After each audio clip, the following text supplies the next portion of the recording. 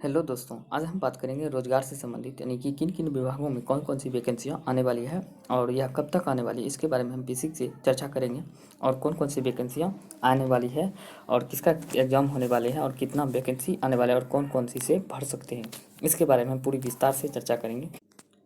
तो दोस्तों, सरकारी नौकरी से संबंधित जानकारी पाने के लिए इस चैनल को सब्सक्राइब जरूर करें। और तो इस चैनल के माध्यम से जो भी वैकेंसियाँ निकलती है उसके बारे में पूरी विस्तार से जानकारी दी जाती है। तो चलिए दोस्तों, हम बात करेंगे सबसे पहले आज कौन कौन सी भर्तियाँ यानी कि जानकारी मिला है, आज के पेपरों के द्वारा जानकारी दी गई है। तो बात करते हैं सबसे पहले ग्रामीण रोजगार विभाग में होगी 21,000 पदों पर बहाली, यानी कि ग्रामीण कार्य विभाग में 21,000 पदों पर बहाली होने वाली है। और इस सबसे पहले हम बात करेंगे 2 महीने में हो जाएगी 1,000 इंजीनियरों की नियुक्ति, यानी कि 2 महीनों के अंदर में बात कर रहे हैं कि 1,000 इंजीनियरों की नियुक्ति होने वाली है।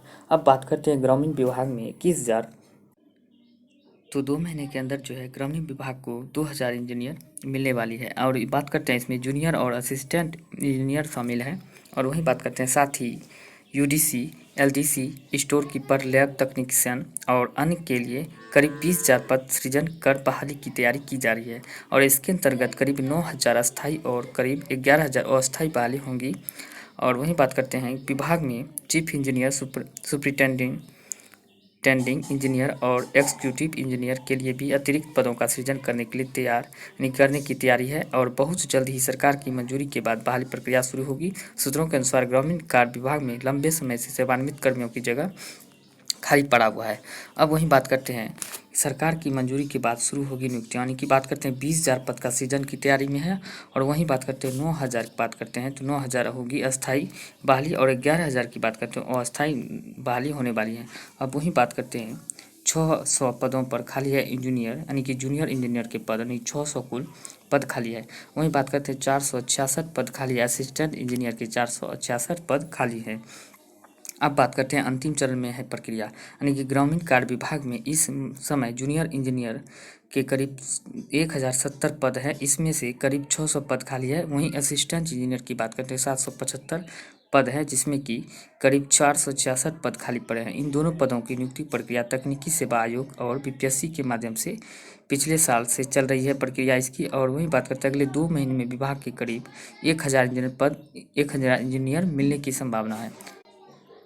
वहीं अब बात करते हैं मंत्री जी बोले हैं बहाली पर चल रही है काम, यानी कि बहाली पर जो है यह काम चल रही है। ग्रामीण कार्य विभाग मंत्री जयंत राज ने कहा है कि पिछले सालों के मुकाबले ग्रामीण सड़कों की लंबाई बढ़ी है और मुख्यमंत्री नीतीश कुमार के निर्देशन के अनुसार ग्रामीण आबादी को बेहतर यातायात सुविधा देने और ग्रामीण सड़कों को मुख्य सड़कों से जोड़ने का काम चल रहा है। वहीं सेवानिवृत्त इंजीनियरों और कर्मियों की जगह नई बहाली नहीं हुई थी। ऐसे में निर्माण और मेंटेनेंस के लिए इंजीनियरों और कर्मियों की जरूरत थी। इंजीनियरों की बहाली के लिए विभाग ने सरकार को प्रस्ताव भेजा था।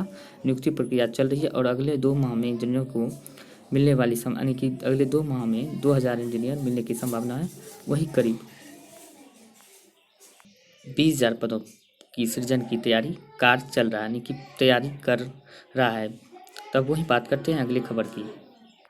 अब वही बात करते हैं पंचायतों में होगी 1,200 इंजीनियरों की सीधी भर्ती। पंचायतों में जो है बात करते हैं 1,200 इंजीनियरों की होगी सीधी भर्ती। पंचायती राज मंत्री सम्राट चौधरी ने कहा कि बिहार में पंचायती राज व्यवस्था को सशक्त बनाने के लिए 1,200 इंजीनियरों की जल्द बहाली की जाएगी। यहाँ बाढ़ और कोरोना की स्थिति की समीक्षा के बाद पंचायती चुनाव आयोग द्वारा निर्णय लिया जाएगा। और सम्राट चौधरी शनिवार को टाउन हॉल में त्रिस्तरीय पंचायत राज के जनप्रतिनिधि को संबोधित कर रहे थे। और उन्होंने कहा कि 15 अगस्त तक बिहार में सभी पंचायतों में आरटीपीसीआर सेंटर खुल जाएगा और बिहार में कोरोना संक्रमण व बाढ़ की स्थिति का समीक्षा के बाद ही पंचायत चुनाव आयोग निर्णय ले।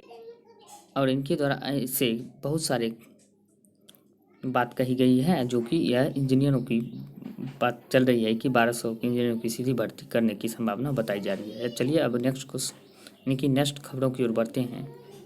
अब वही बात करते हैं अगले माह निकलेगा 67वीं बीपीएससी का विज्ञापन, यानी कि अगले माह 67वीं बीपीएससी का विज्ञापन निकलने की संभावना बताई जा रही है। वहीं बात करते हैं नगर निगम में कार्यपालक अधिकारी के पद की 110 रिक्तियां आयोग को मिली है। और वहीं अगले और भी कई पदों की रिक्तियां बीपीएससी को मिले हैं, जिसमें कि अगले माह 67वीं बीपीएससी का संयुक्त परीक्षा प्रतियोगिता का विज्ञापन निकालने की संभावना बताई जा रही है। और वहीं बात करते हैं इसके लिए नगर निगम में कार्यपालक अधिकारी के पद 110 रिक्तियां आयोग को प्राप्त हो चुकी है और अन्य विभागों में भी इसी माह के अंत तक रिक्तियों के आ जाने की संभावना है। इसके बाद आयोग का विज्ञापन निकालने की प्रक्रिया शुरू हो जाएगा और 15 अगस्त के बाद विज्ञापन निकल जाएगा। अब वहीं बात करते हैं 66वीं मुख्य परीक्षा यानी कि 66वीं बीपीएससी की मुख्य परीक्षा की तैयारी में जुटा है आयोग, जो कि 28 जुलाई से शुरू होने वाला है और 66वीं संयुक्त मुख्य प्रतियोगिता परीक्षा की तैयारी में जुटा है। 29 जुलाई से शुरू होने वाली है, यानी कि 29 जुलाई से शुरू होने वाली है। यह परीक्षा पटना में ही होगा। इसमें लगभग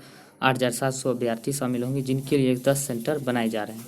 21 जुलाई तक परीक्षा में शामिल होने वाले सभी अभ्यर्थियों का यानी कि अभ्यर्थियों का एडमिट कार्ड जारी कर दिया जाएगा, वेबसाइट पर अपलोड कर दिया जाएगा। अब वही बात करते हैं अगले खबर की। अब वही बात करते हैं एसएससी जीडी के लिए। एसएससी जीडी 2021 में 25,000 से ज़्यादा पदों पर होगी कांस्टेबल की भर्ती। जाने आवेदन की अंतिम तारीख कब तक होंगी, यानी कि कौन कौन इसको भर सकते हैं और इसकी अंतिम तारीख कब से होगी, स्टार्ट कब से होने वाली है, तो इसके बारे में पूरा विस्तार से हम चर्चा करेंगे बेसिक से। तो चलिए बात करते हैं एसएससी जीडी के बारे में। अब वही बात करते हैं एसएससी जीडी कांस्टेबल बहाली के लिए कर्मचारी चयन आयोग एसएससी ने नोटिफिकेशन जारी कर दिया गया है, जिसके मुताबिक कुल 25,271 पदों पर बहाली यानी कि भर्ती होगी। इसके लिए इच्छुक उम्मीदवार ssc.nic.in के आधिकारिक वेबसाइट पर जाकर ऑनलाइन आवेदन कर सकते हैं। वहीं आपको बता दें कि इस बहाली के लिए ऑनलाइन आवेदन करने की अंतिम तारीख 31 अगस्त 2021 यानी कि मंगलवार तक है। और वो यही बात करते हैं योग्य उम्मीदवार 2 सितंबर 2021 गुरुवार तक अपना ऑनलाइन फीस जमा कर सकते हैं। वहीं आप चालान से भी जमा करवाना चाहते हैं तो 7 सितंबर तक जमा कर सकते हैं, यानी कि 2 सितंबर तक ऑनलाइन पेमेंट आप कर सकते हैं। और वहीं बात करें तो आप चालान माध्यम से अगर करना चाहते हैं तो 7 सितंबर तक इसका चालान के माध्यम से आप ये फीस नहीं जमा कर सकते हैं। तो अब बात करते हैं पदों के विवरण के बारे में। तो पदों के विवरण के बारे में बात करते हैं तो आपको बता दें कि एसएससी द्वारा पुरुष कांस्टेबल के लिए कुल 22,424 और महिला कांस्टेबल के लिए 2,847 पदों पर आवेदन मांगे गए हैं, जबकि सीआरपीएफ और एनआईए में कोई वैकेंसी निकाली नहीं गई है। यानी कि वही बात करते हैं सीआरपीएफ और एनआईए में कोई वैकेंसी निकाली नहीं गई है। अब वही पदों की बात करते हैं तो बीएसएफ पदों के लिए 7,545 पद सृजित किए गए हैं और सीआईएसएफ यानी कि सीआईएसएफ पदों की हम बात करते हैं तो उसमें 8,464 पद सृजित किए गए हैं। और एसएसबी की बात करते हैं तो इसमें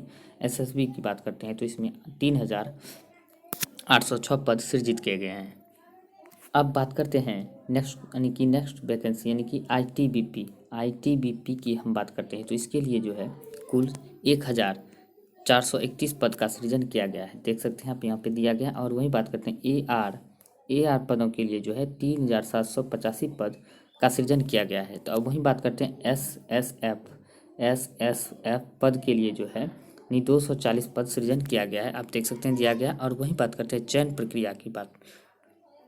अब आपको यह पता यानी कि आप जानते ही होंगे कि इसका जो चयन प्रक्रिया होता है यानी कि सबसे पहले जो है कंप्यूटर यानी कि सीबीटी बेस्ड टेस्ट होता है, यानी कि कंप्यूटर पर जो टेस्ट होता है उसके आधार पर इसका लिखित परीक्षा आयोजित किए जाते हैं। और उसमें से सफल उम्मीदवार को ही शारीरिक जांच अर्थात दक्षता परीक्षा के लिए यानी कि पीईटी पास करना होगा।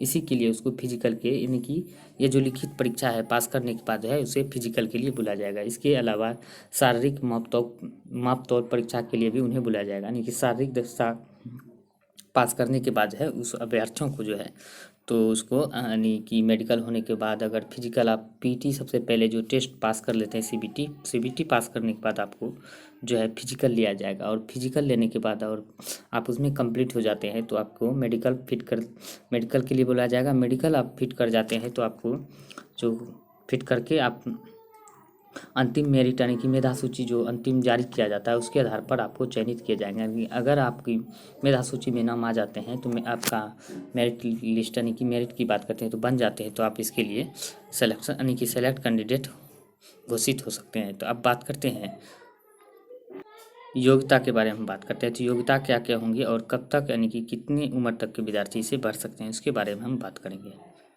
अब बात करते हैं इन पदों पर अप्लाई करने के उम्मीदवार को कम से कम 10वीं पास होना जरूरी, यानी कि 10वीं पास आप यानी कि किसी भी बोर्ड से मान्यता प्राप्त बोर्ड से 10वीं पास होना अनिवार्य है। और आयु सीमा की बात करते हैं 18 से 23 वर्ष तक के कैंडिडेट ही इसे भर सकते हैं।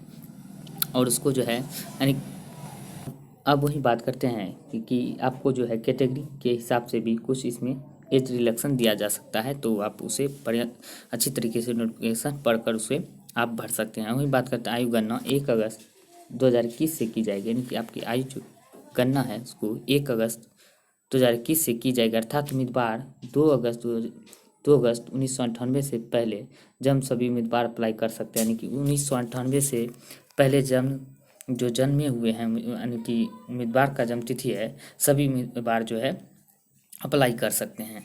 अब बात करते हैं कि SC/ST जो वर्ग वाले जो है कैंडिडेट आयु सीमा को 5 साल उसको एज रिलैक्सन दिया जाएगा, यानी उसको 5 साल का अतिरिक्त एज में डिस्काउंट दिया जाएगा। अब वही बात करते हैं OBC वर्ग की आयु सीमा, यानी कि OBC वर्ग को जो है 3 वर्ष की अतिरिक्त छूट दिया जाएगा, यानी OBC के लिए 3 वर्ग का छूट दिया जाएगा। और वही बात करते हैं SC के लिए तो उसमें 5 वर्ष के लिए इसको छूट दिया जाएगा। और वही बात करते हैं महत्वपूर्ण तिथि की आवेदन प्रक्रिया की बात करते हैं 17 जुलाई 2021 शनिवार को ऑनलाइन आवेदन यानी कि स्टार्ट हो जाएंगे। ऑनलाइन आवेदन की अंतिम तिथि की बात करें 31 अगस्त 2021 मंगलवार रात्रि 11:30 तक इसको आप अप्लाई कर सकते हैं। तो आप बात करते हैं यहीं अगली खबर की। अगर वहीं बात करते हैं एग्ज़ाम, यानी कि एग्ज़ाम की बात करते हैं, सवाल उठता है कि एग्ज़ाम इसका कब आयोजित किया जाएगा। तो एग्ज़ाम का भी कोई नोटिफिकेशन यानी कि नोटिफिकेशन जारी नहीं किया गया है। तो आप इसको फॉर्म पहले फिलअप होने के बाद जो है एग्ज़ाम का डेट भी जल्द ही होने की संभावना, यानी कि ये जो है इसका भी एग्ज़ाम हम अपने अनुमान के हिसाब से बता सकते हैं 2021 के अंदर ही होने की संभावना है। और ये जो है जल्द से जल्द इसका एग्ज़ाम भी ले लिया जाएगा। तो पहले फॉर्म फिलअप होने के बाद जो है इसकी एग्ज़ाम की प्रक्रिया भी पूरी करने की संभावना, यानी कि इस वर्ष के अंत तक में होने की संभावना है। तो दोस्तों आज के लिए इतना ही, धन्यवाद।